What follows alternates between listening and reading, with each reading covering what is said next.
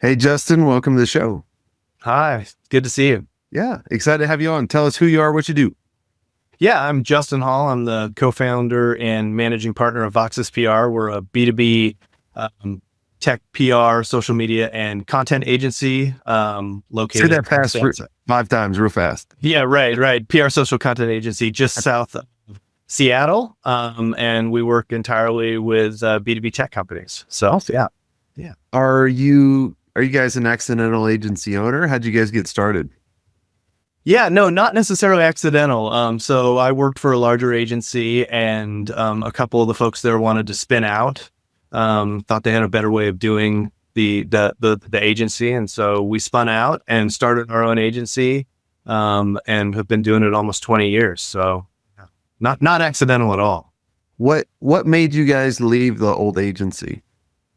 Well, I think that we just thought that maybe we had a little bit better way of doing it, and that other agency was growing and getting bigger, and we were a satellite office, and we were kind of doing our own thing, and we just thought that we could, do it a little bit more effectively, and we're driving our own new business. And the other agency owner was extremely supportive of us spinning out. She let us, take some clients with us to help us get started. So she was fantastic through the process. Like we wouldn't have been successful without that kind of support. I think she knew that the other person that spun out was going to do this kind of anyway, and so she was supportive, which was awesome. You don't hear stories very often like that. No, I've never heard the agency you're leaving going, yeah, take some of these clients to seed you.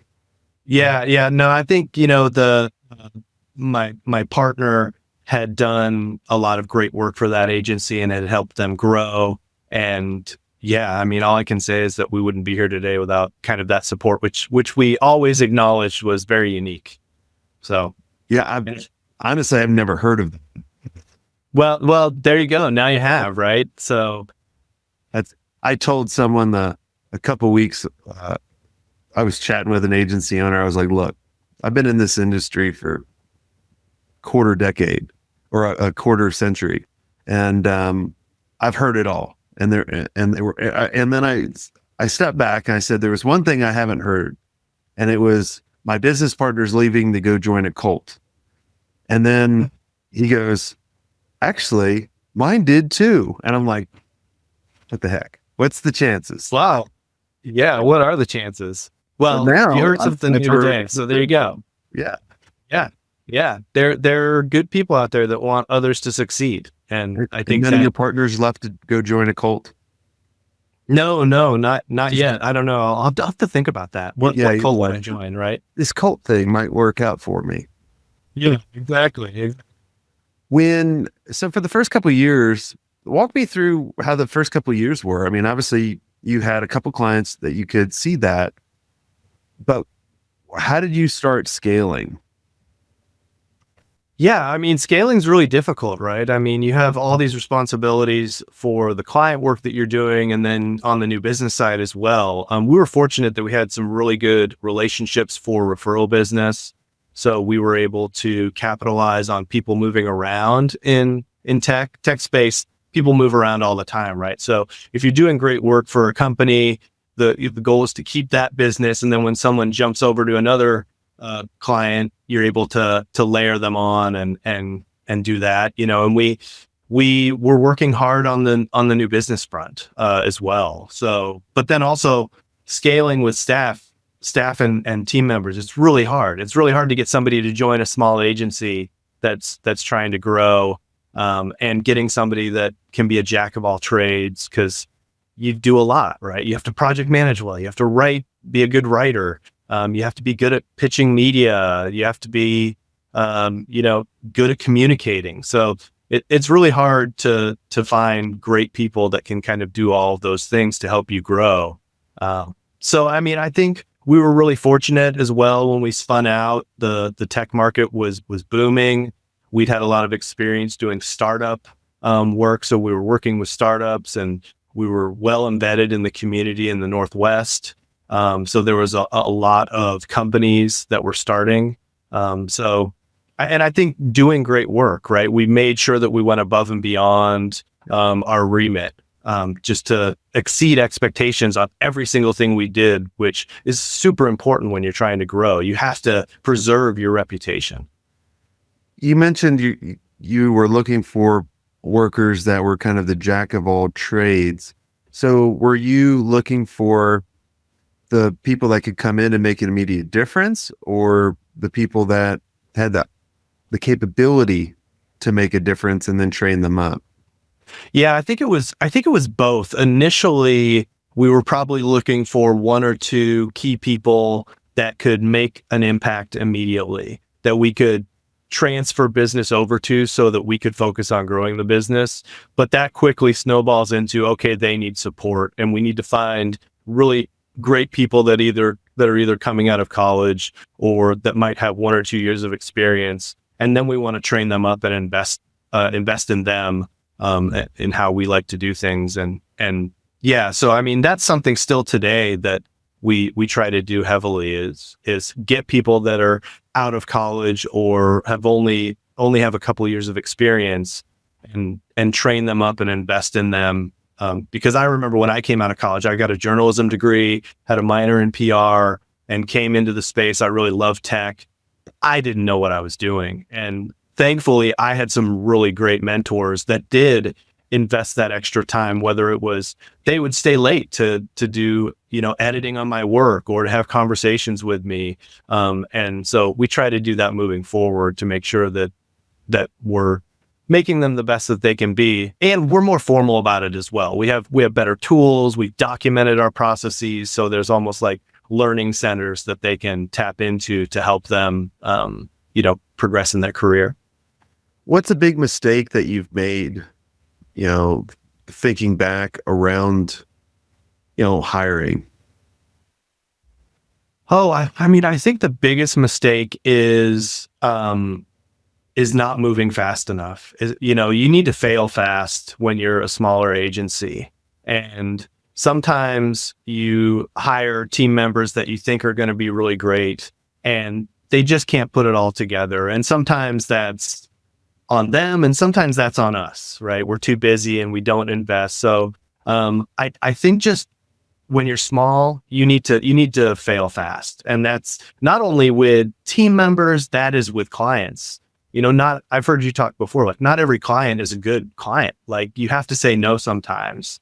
And so I think that's the same with employees. You need to find out really quickly whether or not they're the piece that you need in your puzzle. So how do you know if they are the right employee? Like, especially when you hire them, we were talking in the mastermind not too long ago, and I told everybody, I said, look, if you literally think of all your bad employees that you've ever had, you probably honestly knew within the first month. But we think we can always turn it around, and we try to hold on to them for a long time. yeah, no, I think you're 100% right. I think it's human nature to want to try to fix the problem and invest. You've spent all this time to get somebody into a role, and you might have that inkling that, oh, this isn't going to work out, but ego sometimes gets in the way where you think I can make this person into what I need them to be. And there are just so many elements that go into doing the job. But one of the biggest ones is effort, right? Or how much effort are they putting in? Are they trying? I'm willing to work a lot longer with somebody to try to turn it around if I feel like they're 100% invested in trying to learn and get better. So that goes a long way. But at the end of the day, there comes a certain time horizon that if you're not able to do all of these different functions and do them in a time effective manner, then it's probably not a fit. And you're going to be great at something else. It just isn't working out with this. So do you try to hire people that you have to manage, or you manage them? I want to have people that manage up, that are great at their job and don't need to be micromanaged, that take initiative and that I'm not having to do, dive saves and go in and try to fix things. So the hard part is identifying that. It's harder to identify that with more junior staff. I think when you have senior folks, they have a resume and you can dive into more examples and situations with them through that. But for junior staff, a lot of it is like, are they hungry? Do they seem like they're interested in the topic? We have folks take a writing test. Writing is really important in what we do. So we make sure that they're a good writer and that they can take complex information and turn that into something useful. And then we ask them lots of questions about how they manage their time, how they handle stress, how they handle priorities, different things like that. So, but even in doing all of that, you can still have misses. And so a lot of it can be a crapshoot on the junior level, which is difficult sometimes. Do you guys have a go-to interview question that knocks people out?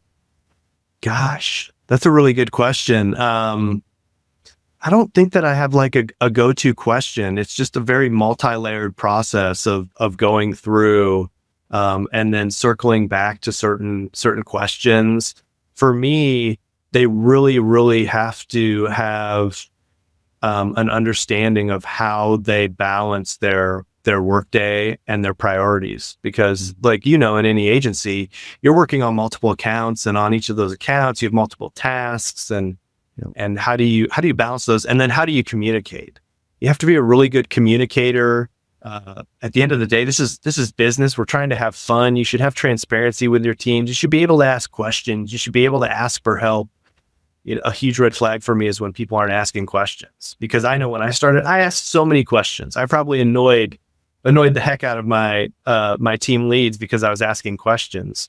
But I think that's really key. So, and when you hire people, are you hiring them as a contractor first and then full time, or just straight into full time? Just straight into full time. Yeah, cool. Well, this has been amazing. Is there anything I didn't ask you that you think would benefit the listeners listening in? We kind of talked a lot about hiring. One of the areas that I also think is interesting is just kind of the unique challenges around the B2B market.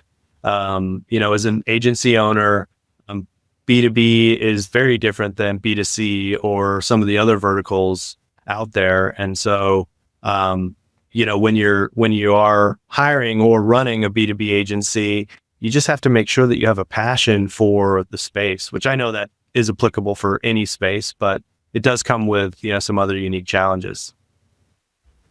Yeah. I always tell people it's not, you have to enjoy it. And I think a mistake some people make a lot of times is they think they need to follow their passion. But especially when you start scaling your agency and they're like, well, I find the automotive industry boring, or, the technology space boring. I'm like, well, are you still working with clients? And if they go, yes, I'm like, do you want to scale? I was like, you shouldn't be working with clients, but you should put like it, you have to kind of move up a level. I find that holds back a lot of people going, I'm going to pick a niche based on something that I love doing. But like what I learned over the years is it's the who you need to become, and you need to become that leader. Or if you can't, put the leader in the place, and then, you can keep doing what you love doing and that kind of stuff. But that's always, it's always interesting when I hear that. Yeah. I have a question back for you. If you were giving advice to a growing agency, what are three things that you tell people to focus on as a lead? Yeah. Where, who, and who. Where do you want to go, and why do you want to get there? Right. And that goes from, and that gives the power to your team in order to make decisions without you. Like, we've all been in a place where the team and all the leadership team always comes to you for every decision, and it's frustrating. And then they can't be proactive. They're just reacting and they're waiting for you. So you need to know where. The next is, you should never focus on the how. Like, how can I scale my agency? How can I do this? It's more about who can actually help you with this. And then the last is, who do you need to become? Like when I sold the first agency, I sold it at a time where I thought I was holding the agency back, and I was. I just didn't level up. And so it's the where, who, and who. How did you come to the realization that you were holding the agency back? I was just at a cap. Like we had a substantial growth over the years. Like when I got that focus of where we're going and I put the right people in the place. But I think psychologically too, I was like sabotaging certain things because I felt uncomfortable with selling the amount of business that we were. And then I was frustrated with my business partner. I always joke, like, you got a bunch of partners. I'm like, you either know the bad partner or you're the bad partner. Yeah. Kidding with you, but not really. So the business really outgrew him. I was ahead of him, but I felt like I was getting to that level as well. But then when I look back, after like 760 episodes and, coaching thousands of agencies and growing the other agency, I'm like, oh, wow. Like, no, like I should have never sold. I could have got it this much bigger. Yeah. Yeah. That's the question, the challenge, right? Yeah. Is it the right time? Yeah. And then, I always tell people, like we were talking in the pre-show, like how I like talk a lot of people out from selling their agency, especially if it's so good.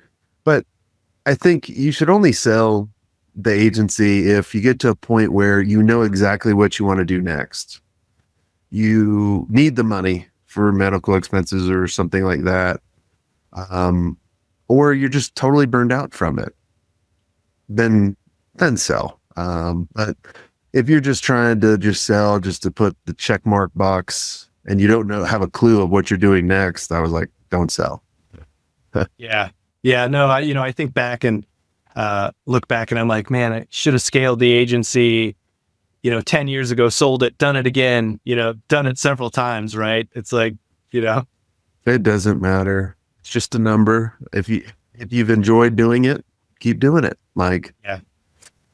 And just for the people thinking of like, hey, I'm going to sell in 10 years or 7 years or whatever, and then you're putting a time frame on it.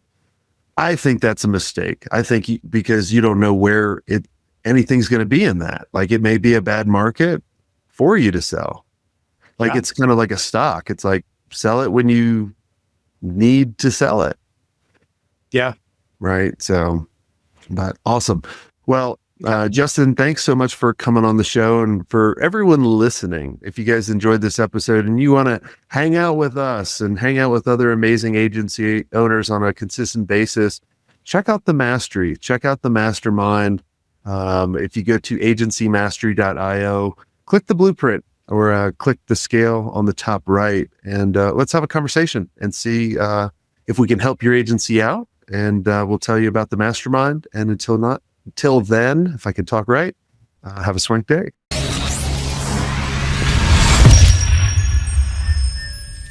I hope you enjoyed this content. If you want more content like this, make sure you click on the link on the screen or check out your most popular podcast platform where the full episode is there.